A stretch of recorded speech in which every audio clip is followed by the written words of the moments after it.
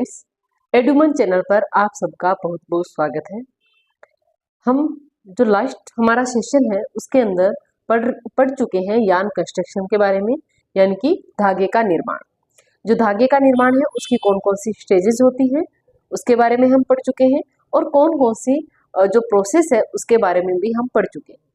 आज की जो हमारी क्लास रहने वाली है वो रहने वाली है यान ट्विस्ट और यान काउंट के बारे में, यानी कि जो धागा है उसका गणांक और जो धागे का काउंट है उसके बारे में आज की हमारी क्लास रहेगी। यहाँ से आपके जो क्वेश्चन है वो एग्जाम में पूछा जाता है, इसलिए ये क्लास आपके लिए इम्पोर्टेंट रहने वाली है। तो स्टूडेंट्स अपने नोटबुक और पेन साथ में लेकर बैठिएगा ताकि आप नोट्स प्रिपेयर कर सको, और इस क्लास को ज़्यादा से ज़्यादा अपने दोस्तों के साथ शेयर कीजिए, और चैनल को अभी तक सब्सक्राइब नहीं किया है तो उसको सब्सक्राइब कीजिए ताकि नोटिफिकेशन आप लोगों तक पहुंच सके। तो चलिए स्टूडेंट्स शुरू करते हैं हम आज का सेशन। आज के सेशन के अंदर हम पढ़ने वाले हैं जो यान कंस्ट्रक्शन है उसी का ही आगे पार्ट है, यानी कि इसी पार्ट के अंदर हम पढ़ेंगे कि जो यान ट्विस्ट है वो क्या होता है। तो यहाँ हम पढ़ते हैं ट्विस्ट ऑफ यान। ट्विस्ट ऑफ यान, अगर हम बात करें ट्विस्ट ऑफ यान की, इसको हम क्या कहेंगे? धागे में ऐंठन। धागे में ऐंठन आप लोगों ने देखा होगा कई बार हमारे पास कुछ एक मैं आपको सैंपल दिखाती हूँ इसका, कि धागे में जो ऐंठन है वो किस तरह से दिया जाता है, यानी कि जो हमारा रेशा होता है उस रेशे में किस तरह से जो है ऐंठन दिए जाते हैं ताकि धागे का निर्माण हो सके। तो एक एग्जांपल मैं आपको दिखाती हूँ। ये धागा आपको विजिबल होगा आई थिंक। इसके अंदर आप देख लीजिए, आपको इसमें ऐंठन दिखाई दे रही है। ये जो आपको एक स्ट्रक्चर दिखाई दे रही है, जब अपन इसको वापस बेक करेंगे तो ये देखो, ये ऐंठन इसकी क्या हो रही है? खत्म हो रही है। और जब हम इसको ऐसे घुमा देंगे तो ये क्या है? धागे की ऐंठन। तो ये जो धागे की ऐंठन है इसको हम किस में मापते हैं? टीपीआई से, ट्विस्ट पर इंच, यानी कि 1 इंच धागे के अंदर कितनी ऐंठन है, कितने ट्विस्ट दिए हुए हैं, उसी के आधार पर हम धागे की मजबूती का जो पता है वो लगाते हैं। तो चलिए देखते हैं। सबसे पहले ट्विस्ट ऑफ यान। अगर हम बात करें ट्विस्ट ऑफ यान की तो इसको हम मेजर करते हैं ट्विस्ट पर इंच, यानी कि इसको हम शॉर्ट में क्या लिखेंगे? टीपीआई। इसके बाद में हम इसमें क्या देखते हैं? जितने भी हमारे रेशे होते हैं, जितने भी हमारे फाइबर्स होते हैं, उनको हमें ट्विस्ट करके ही धागे का निर्माण जो है वो करना पड़ता है। अगर हम बात करें नेचुरल फाइबर की, तो नेचुरल फाइबर के अंदर हमें जो ट्विस्ट है वो ज़्यादा देने की जरूरत होती है, क्योंकि उसके अंदर जो फाइबर होते हैं वो छोटे छोटे फाइबर होते हैं। पहले हमें उनको कंबाइन करके जो फिलामेंट फाइबर है उसमें उनको कन्वर्ट करना पड़ता है। अगर हम बात करें सिल्क फाइबर की, या फिर जितने भी हमारे आर्टिफिशियल फाइबर है, भले वो मेनमेड फाइबर हो या फिर हमारे केमिकल फाइबर हो, तो उनके अंदर क्या होता है कि वो ऑलरेडी जो फिलामेंट फाइबर होते हैं उसके अंदर जो ट्विस्ट है वो थोड़ा कम दिया जाता है, और जिन रेशों पर ज्यादा ट्विस्ट दिया जाता है, यानी कि जो ट्विस्ट है वो भी एक लिमिट में दिया जाता है। बहुत कम ट्विस्ट देंगे तब भी जो धागा है वो कैसा होगा? कमजोर धागा होगा। और अगर हम बहुत ज्यादा ट्विस्ट दे देंगे तो उससे भी क्या होगा? जो धागा है जब हम बहुत ज्यादा उसको ट्विस्ट कर देंगे तब भी वो धागा टूट जाएगा कमजोर होकर। लेकिन अगर हम मीडियम ट्विस्ट देंगे तब वो जो धागा है वो पर्याप्त मजबूती का होगा, और इसके साथ ही उससे जो वस्त्र बनाए जाएंगे वो भी अच्छी क्वालिटी के और स्मूथ वस्त्र निर्माण जो है वो होगा। अब बात करते हैं ट्विस्ट ऑफ यान। इसको हम ट्विस्ट पर इंच टीपीआई से नापते हैं, यानी कि ये इसकी इकाई है इसको नापने की। और उसके बाद में बात आती है कि ये जो टीपीआई है, टीपीआई को हम कितने पार्ट्स में डिवाइड करते हैं? तो ये जो टीपीआई है इसको हम 3 पार्ट्स में डिवाइड करते हैं। टीपीआई जो है उसको हम 3 पार्ट्स में डिवाइड करते हैं। 3 पार्ट्स कौन कौन से हैं हमारे पास? पहला है लो ट्विस्ट एंड लो ट्विस्ट। पहला है हमारे पास लो ट्विस्ट। लो ट्विस्ट का मतलब क्या होता है? कम ऐंठन युक्त धागा। लो ट्विस्ट यान। इसके बाद में हम बात करते हैं मीडियम ट्विस्ट,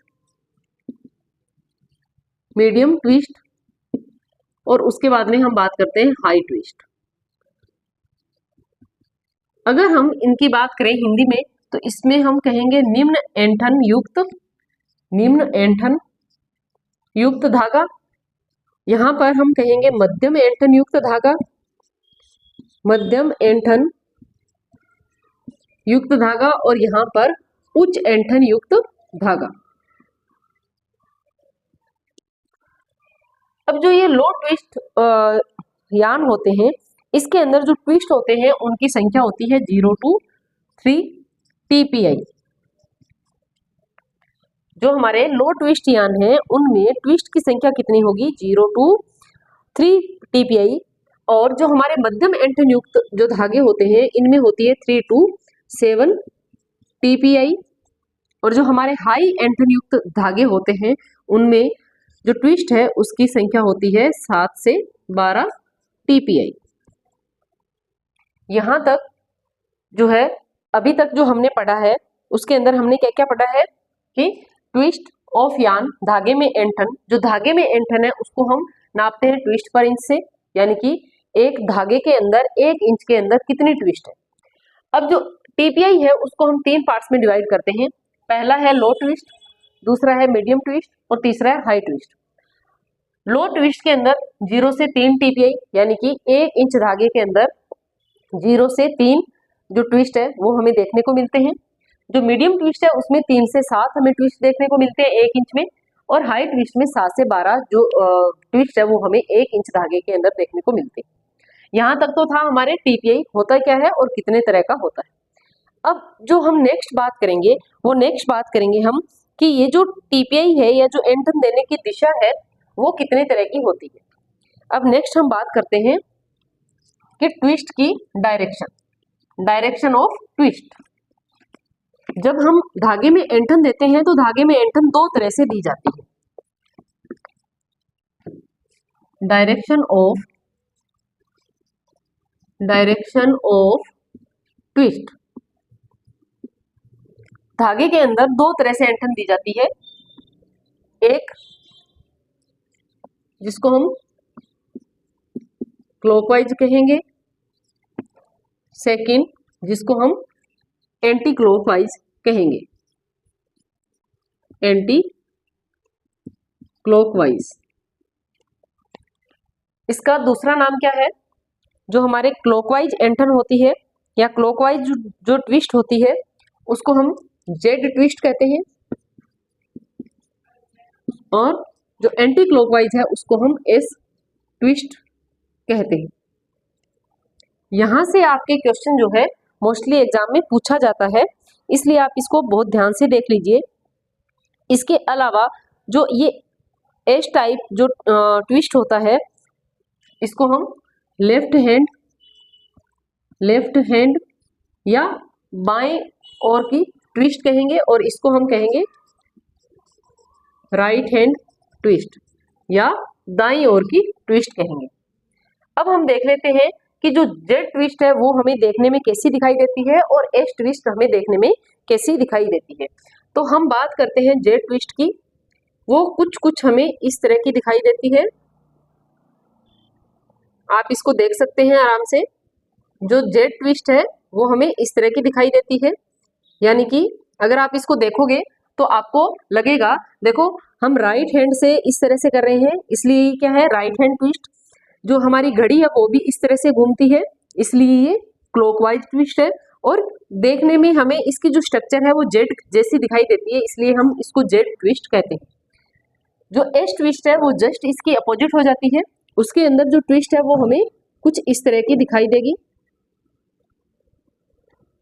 इस तरह की ट्विस्ट हमें दिखाई देगी, यानी कि ये कैसी है एंटी क्लॉकवाइज है, ये लेफ्ट हैंड ट्विस्ट है, और ये एस जो हमारा इंग्लिश का एस जो लेटर होता है उसके समान हमें दिखाई देती है।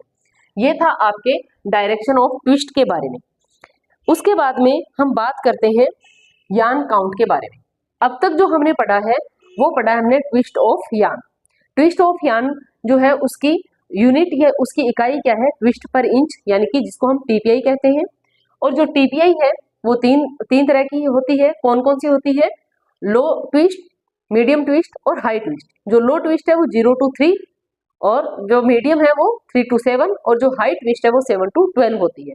जो ट्विस्ट है वो दो डायरेक्शन में दी जाती है, क्लॉकवाइज, एंटी क्लॉकवाइज। क्लॉकवाइज को हम जेड ट्विस्ट कहते हैं, राइट हैंड ट्विस्ट भी कहते हैं। एंटी क्लॉकवाइज को हम एस ट्विस्ट कहते हैं और लेफ्ट हैंड ट्विस्ट भी कहते हैं। ये जो ट्विस्ट है आपको जेड ट्विस्ट दिखाई दे रही है, मैंने यहाँ पर ड्रॉ कर रखा है, और एस ट्विस्ट इस तरह की आपको दिखाई देगी। नेक्स्ट आता है यान काउंट के बारे में। यान काउंट, अब बात यह आती है कि यान काउंट होता क्या है।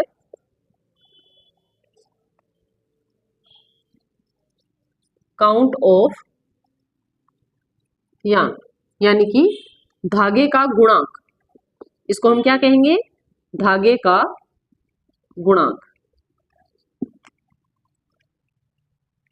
इसका मतलब क्या है कि जो धागे का गुणांक है उसका मतलब ये है कि जो वेट है धागे का, जो हम रॉ मटेरियल लेते हैं उस रॉ मटेरियल का वेट और जो धागे की लंबाई, उन दोनों का जो रिलेशन है उसको हम किससे देखते हैं, काउंट ऑफ यान में देखते हैं। यहां पर धागे की लंबाई व वजन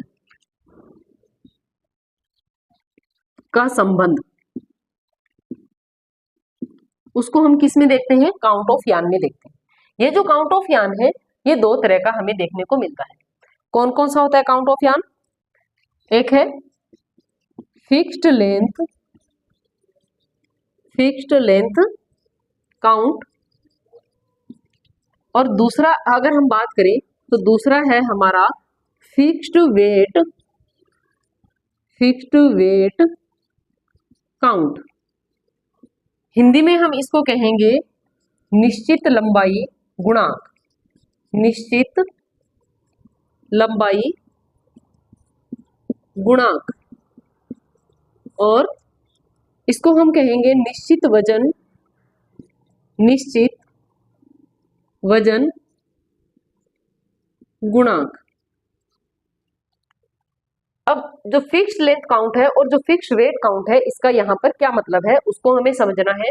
जो फिक्स्ड लेंथ काउंट है इसका मतलब ये होता है कि हमें क्या करना है, हमें लंबाई को तो फिक्स रखना है।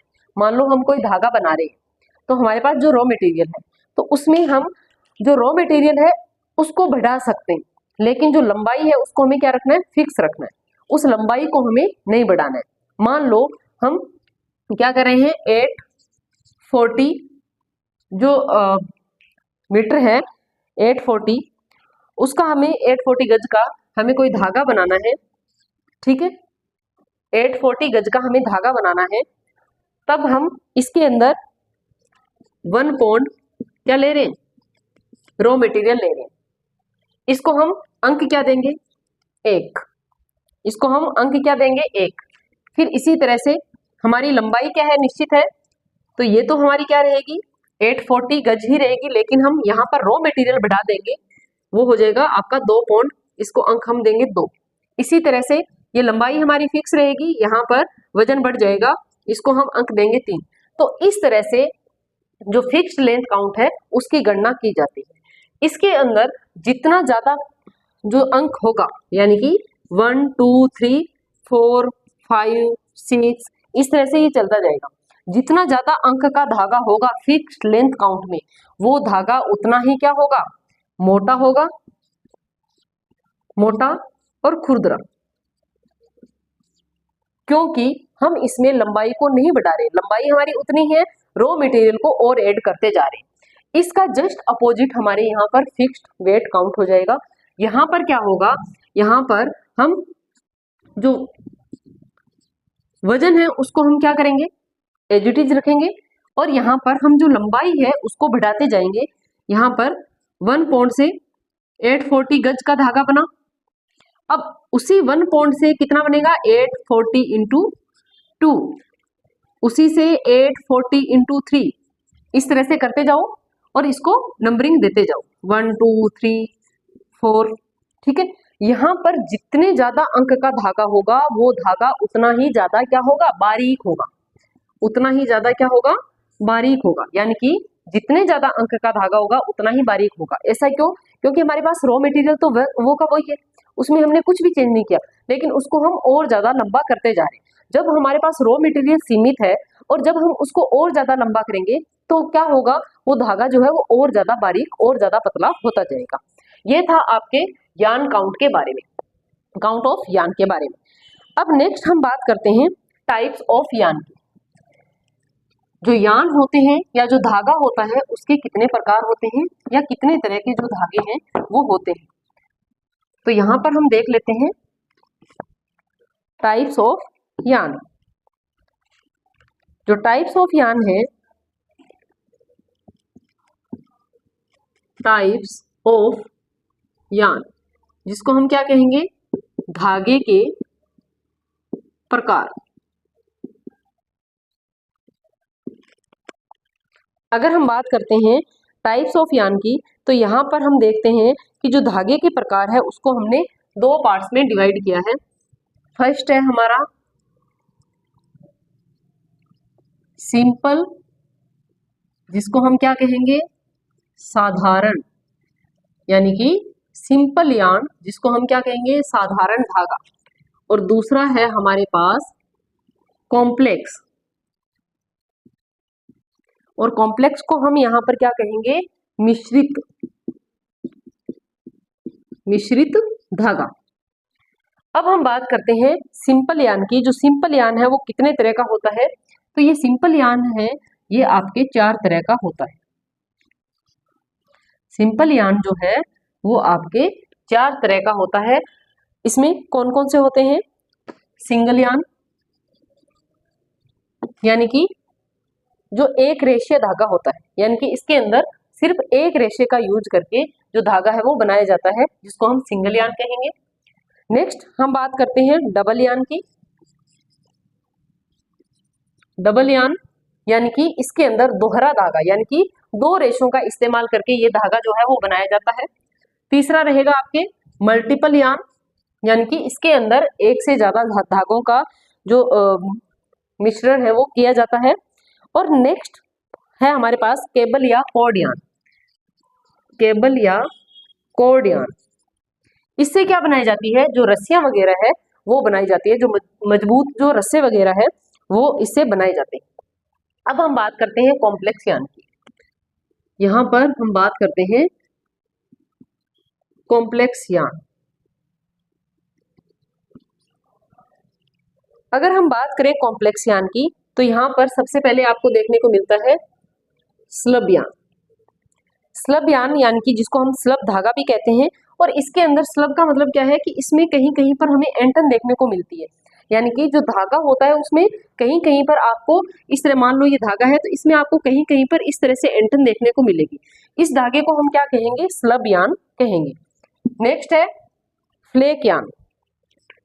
नेक्स्ट कौन सा यार्न है, फ्लेक यार्न। ये जो फ्लेक यार्न है इसको हम हिंदी में भी फ्लेक धागा ही कहेंगे, और इसके अंदर क्या होता है, इसमें एक कम बटा हुआ या बिल्कुल नहीं बटा हुआ जो धागा होता है उसका इसमें इस्तेमाल किया जाता है। नेक्स्ट हमारे पास आता है रेटाइन यार्न। रेटाइन यार्न, ये जो रेटाइन धागा होता है, इस धागे के अंदर क्या होता है, इस धागे में बीच बीच में हम जब धागा बना रहे होते हैं तो उसमें बीच बीच में हम फंदे छोड़ देते हैं। जैसे मान लो हमने ये धागा बनाया, इसमें कहीं पर हमने एक फंदा छोड़ दिया, फिर इस तरह से धागा बनाया, इसमें कहीं कहीं पर हमने फंदा छोड़ दिया, यानी कि बिना ट्विस्ट के हमने इसको छोड़ दिया। इस ऐसे यार्न को हम क्या कहेंगे, रेटाइन यार्न कहेंगे। उसके बाद में आता है हमारे पास स्पाइरल और कॉर्क स्क्रू यार्न। स्पाइरल और कॉर्क स्क्रू, जैसा कि नाम से ही पता चल रहा है आपको, स्पाइरल यार्न, यानी कि स्पाइरल यार्न कैसे होंगे, जो मतलब एक जो स्पाइरल बाइंडिंग में जो आपने स्पाइरल इस टाइप का देखते हो, तो इस तरह का जो यार्न है वो इसमें आपको देखने को मिलेगा। नेक्स्ट हम बात करते हैं स्पोर्ट यार्न की। धब्बे वाला धागा, स्पोर्ट का मतलब होता है धब्बा। स्पोर्ट यार्न जिसको हम हिंदी में क्या कहेंगे, धब्बे वाला धागा कहेंगे। और इसके अंदर हमें यान को देखने पर ऐसे धब्बे जैसी जो फीलिंग है वो आती है, यानी कि उसके अंदर कुछ स्पॉट लाइक हमें दिखाई देता है। इसके बाद में आता है आपके पास लूप और बक्कल यान। लूप या फिर हम इसको बक्कल यान भी कहते हैं। इसके अंदर भी जो हम जगह जगह पर लूप छोड़ देते हैं उसको हम कहते हैं लूप या बक्कल यान। ये जितने भी यान हैं, ये जितने भी धागे, ये सारे सजावटी धागे हैं ऑलमोस्ट, तभी इनमें हम अलग अलग डिजाइन से धागों का निर्माण जो है वो करते हैं। उसके बाद में नेक्स्ट आता है हमारे पास ग्रेंडल यान। नेक्स्ट अगर हम बात करें तो नेक्स्ट आता है हमारे पास ग्रेंडल यान, जो कि रंग बिरंगे धागों से मिलाकर के बनाया जाता है। इसका क्वेश्चन तो आपके एग्जाम में आ भी चुका है। 2 या 2 से अधिक जो रंगों का धागा इस्तेमाल करते हैं उसको हम ग्रेंडल यान कहते हैं। इसके बाद में आता है हमारे पास स्ट्रेच यान। स्ट्रेच यान आप सभी जानते होंगे।